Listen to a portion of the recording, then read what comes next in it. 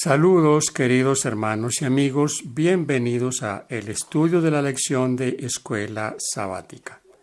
Gracias por hacer parte de esta familia.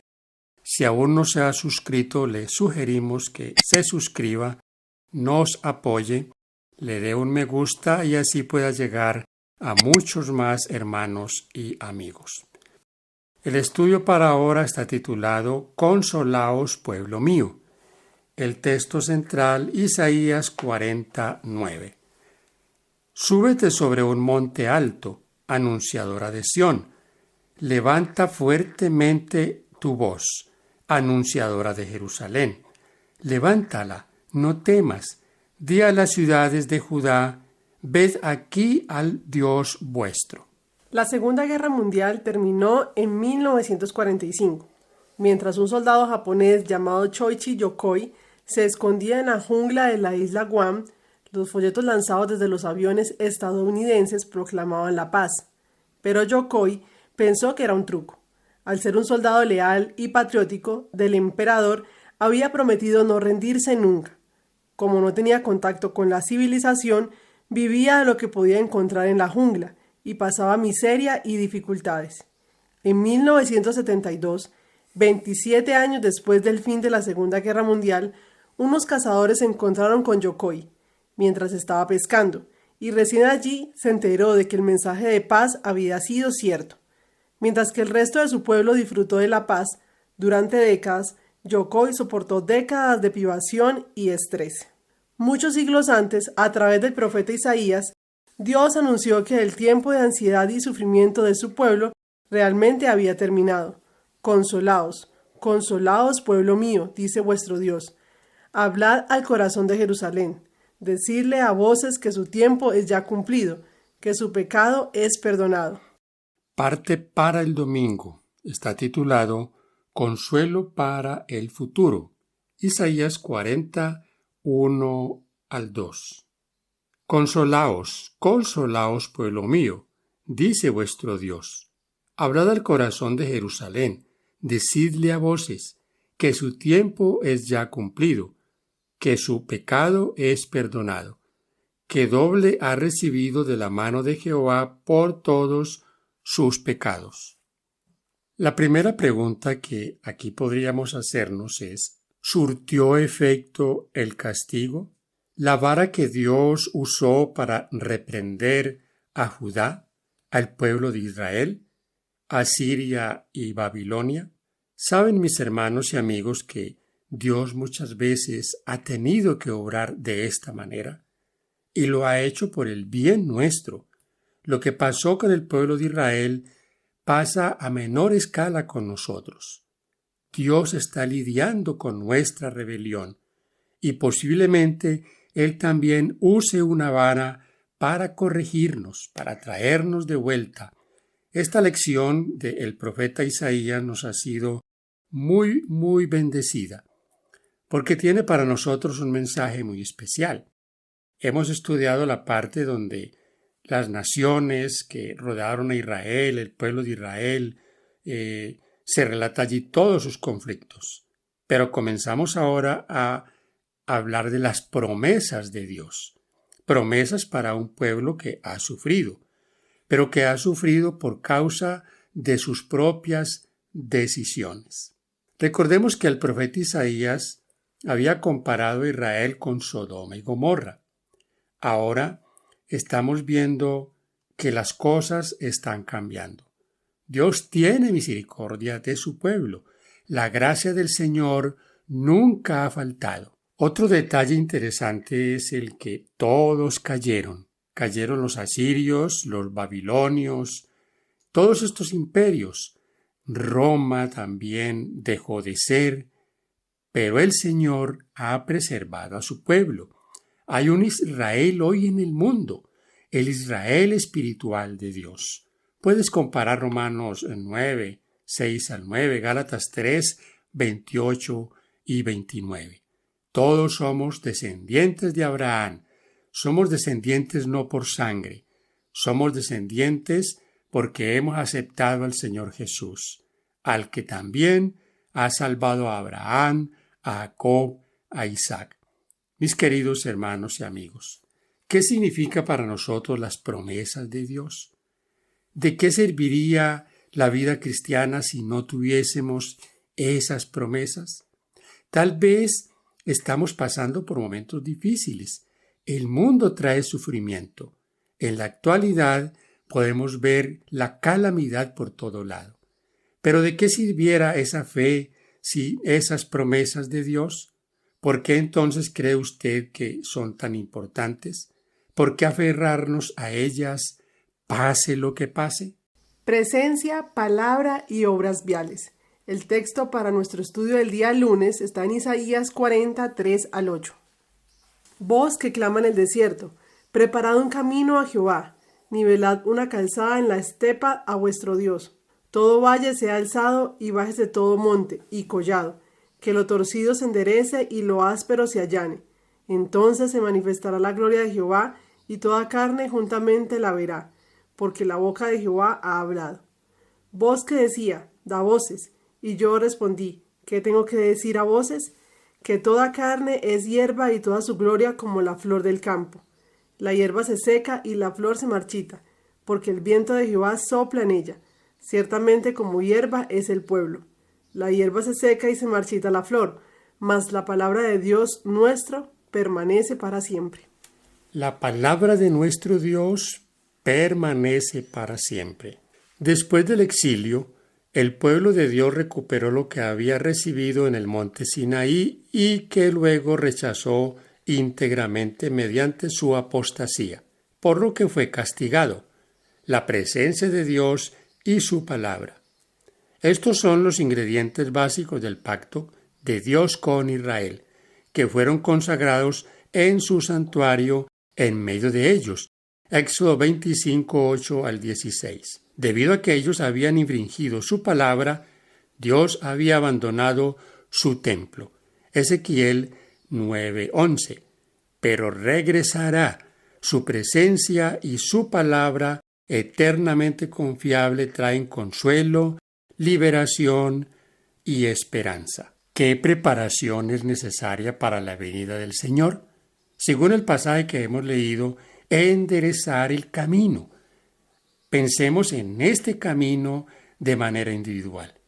Sí, nosotros, los que un día estamos llamados a ser el Elías, que preparará el camino del Señor, que lo torcido se enderece y sin duda se manifestará el Señor. Eso estamos nosotros esperando, hermano y amigo querido, que el Espíritu Santo sea derramado, pero para ello el camino debe enderezarse. No es admirable que un rey se bambolee en un camino accidentado.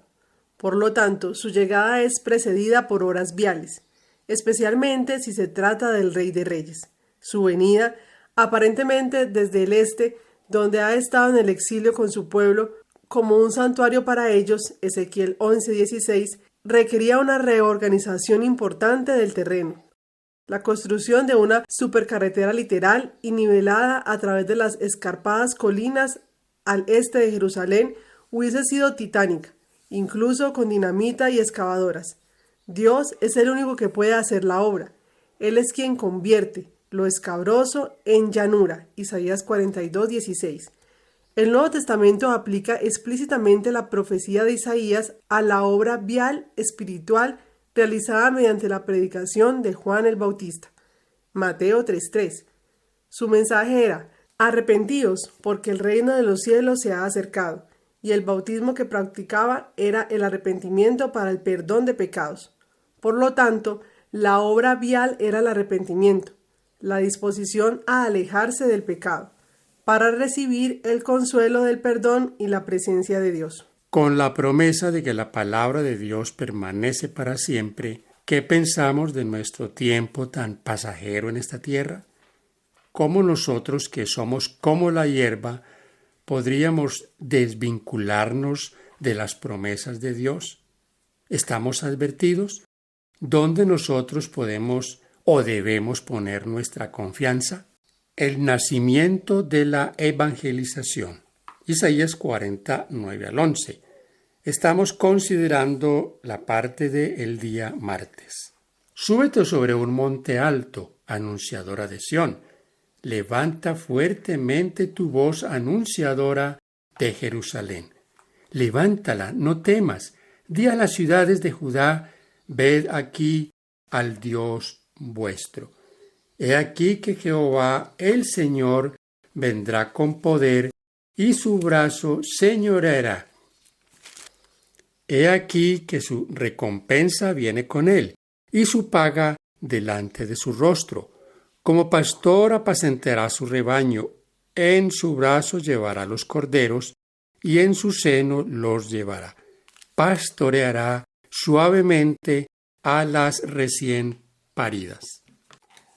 Más adelante en Isaías aparece un mensajero de buenas noticias para Jerusalén, Isaías 41:27 y 52:7. Pero en Isaías 49, quien proclama desde un monte, ve aquí al Dios vuestro, es una anunciadora, un hecho que se evidencia en hebreo. En el Salmo 68, David alaba a Dios porque Él hace habitar en familia a los desamparados, saca a los cautivos a prosperidad.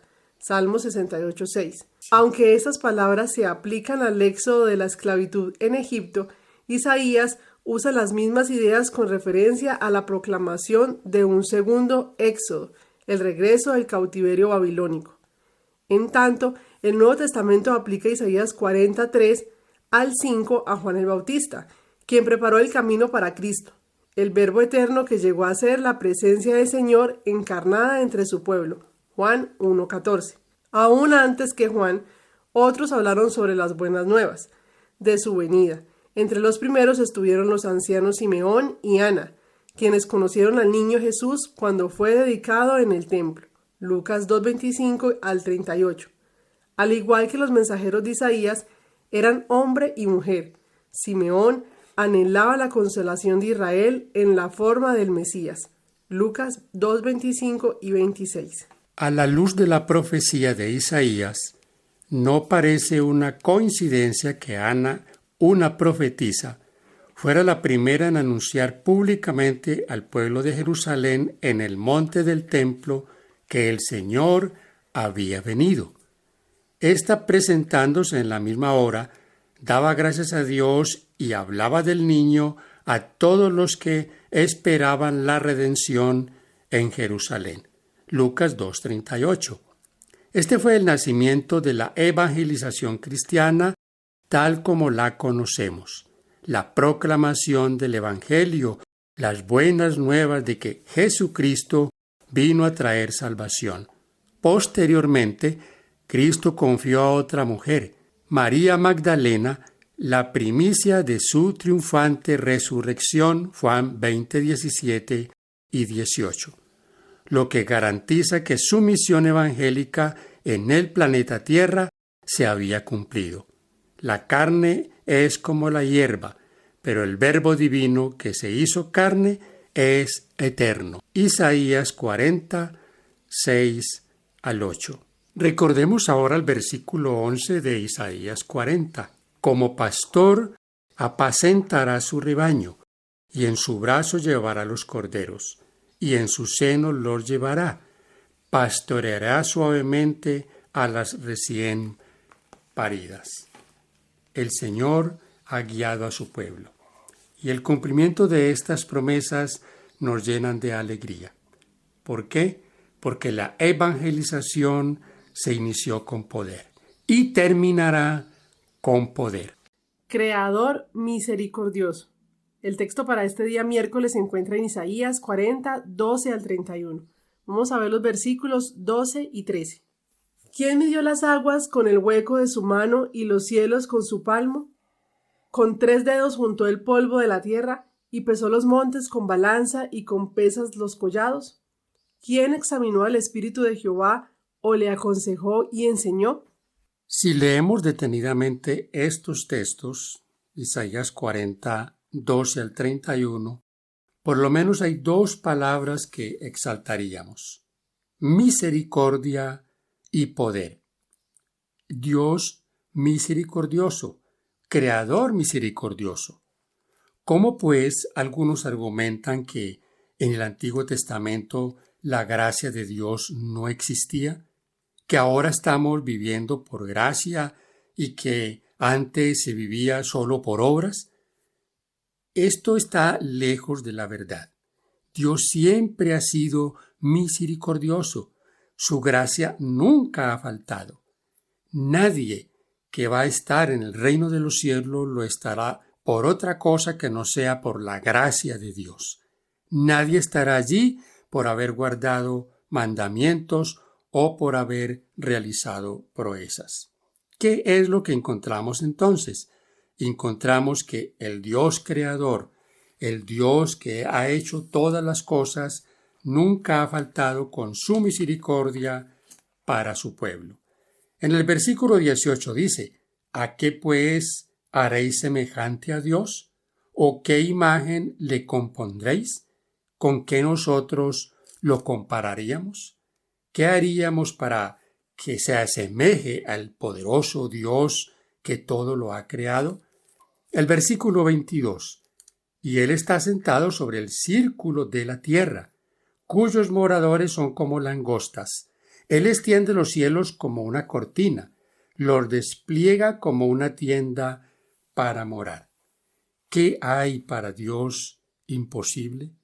Voy a leer Isaías 30 y 31 del capítulo 40. Los muchachos se fatigan y se cansan, los jóvenes flaquean y caen, mas los que esperan en Jehová tendrán nuevas fuerzas, levantarán alas como las águilas, correrán y no se cansarán, caminarán y no se fatigarán.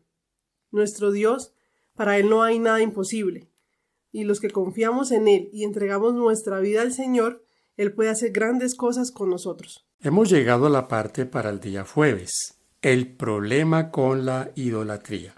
Isaías 40, 19 y 20. El artífice prepara la imagen de talla, el platero le extiende el oro y le funde cadenas de plata. El pobre escoge para ofrecerle madera que no se apolille. Se busca un maestro sabio que le haga una imagen de talla que no se mueva. Uno de los graves problemas de la humanidad siempre ha sido la idolatría. La idolatría, el hacerse imágenes, el postrarse delante de ellas.